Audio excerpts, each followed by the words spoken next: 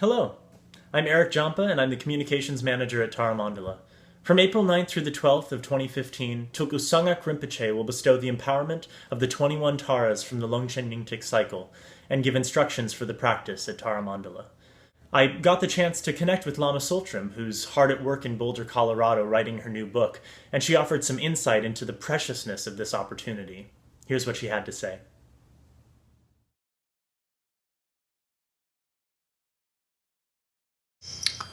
The benefits of knowing and doing the practice of the 21 Taras is the specificness of each of the 21 Taras and their applicability to how they apply to various different kinds of situations that you might encounter.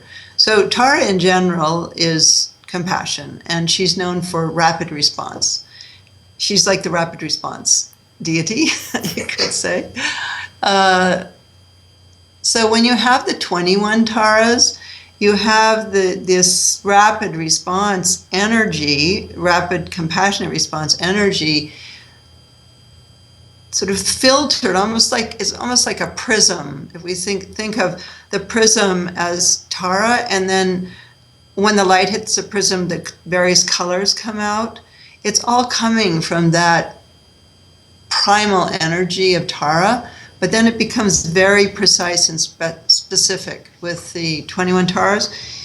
And so, for example, there is a Tara for climate change.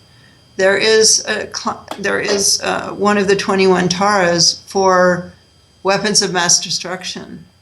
There's one for disease. There's one for poison. There's one for travel, and so on. So to have those mantras and to be activating them is very powerful. For example, we did this Ebola campaign with the 20th Tara, and we were able to use that mantra with that specific Tara and direct her energy to the Ebola situation in Africa. And we can't claim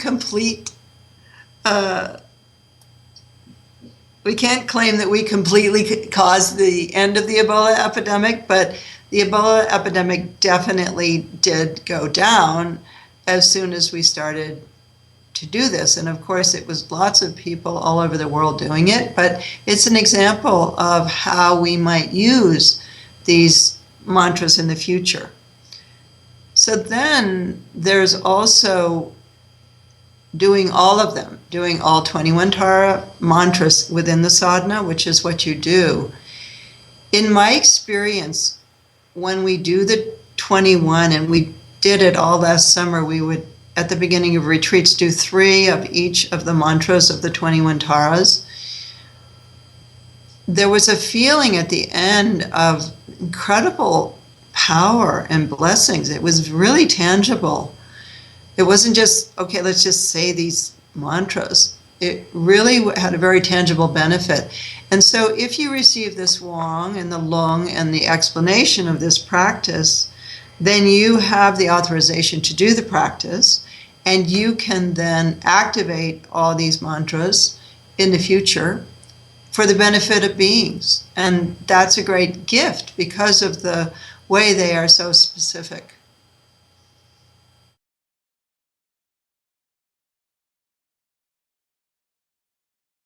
The 21 Tara practice from Longchen Nyingtik relates to Tara Mandala really very directly, because in our temple we have 21 life-size statues of the Taras in the Longchen Nyingtik tradition. And so it's directly related to the statues in our temple. So this will be the first time that this is given at Tara Mandala. Tulku Sang-Ngag has not ever given this Wang before anywhere, and it's never been given by him or anyone else at Tara Mandala. So we do a green Tara practice frequently, but now we will have a practice of the 21 Taras. And when you have statues that are consecrated like ours, the statues actually take on a kind of life, and statues are known to speak, to cry, and so on. This happened in Tibet. So the wisdom beings are brought into the statues in the consecration ceremony. And we all really felt a difference with our statues after the consecration. And the other thing about our statues at Tara Mandala, these 21 Tara statues, but also the Machik statue and the Buddha statue and the Prajnaparamita statue, is the extraordinary quality of the statues themselves. We found a family of sculptors in Nepal and were taken around to meet various families by somebody born and raised within that community. And the family that we found is really extraordinary. And Tulku Sang-Ngag has said, he said, you shouldn't praise when there's no reason to praise, but if there's a reason to praise, it's a fault not to praise. And these statues are the most extraordinary statues of the 21 Taras that I have ever seen. That's what he said. So it will be wonderful to have a practice that further activates and coincides with them.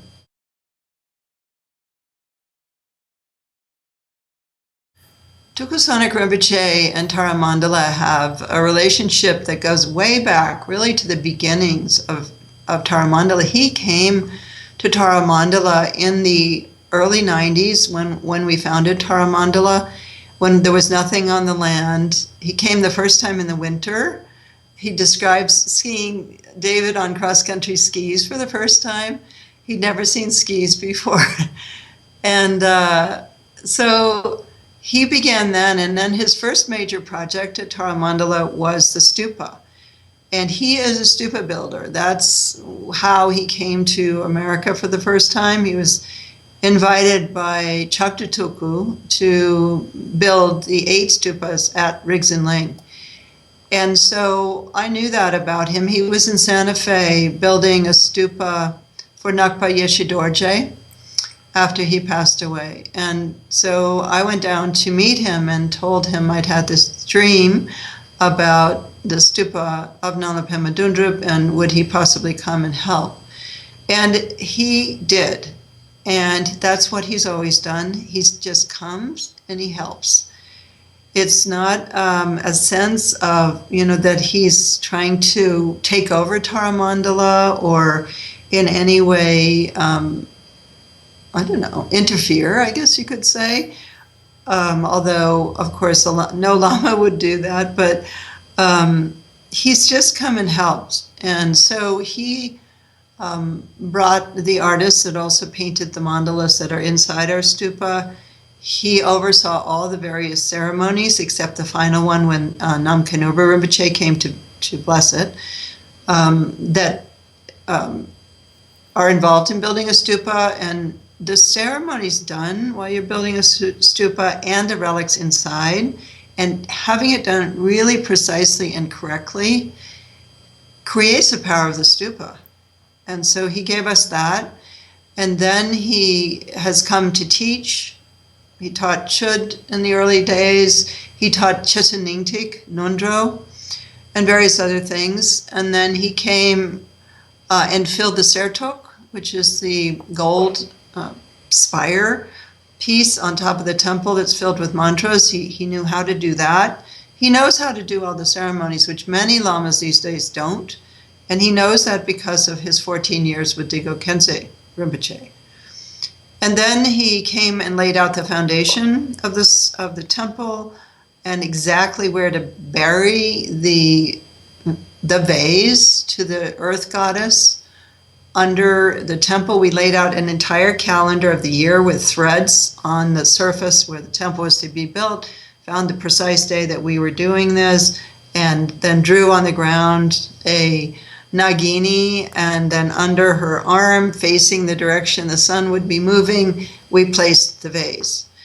And then, of course, the Zimbarangdral is the main thing that he's been doing lately, and that began in 2008 when I requested him to give the Zimbarangdral at Tara Mandala, not only give it, but establish it.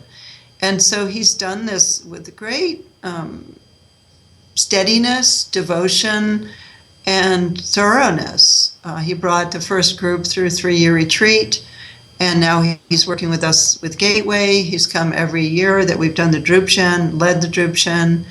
And so it's really immeasurably kind to Tara Mandala and to me, and he's really the main Lama that I'm relying on now for various different things, particularly Zimbarangdral and the Gateway program.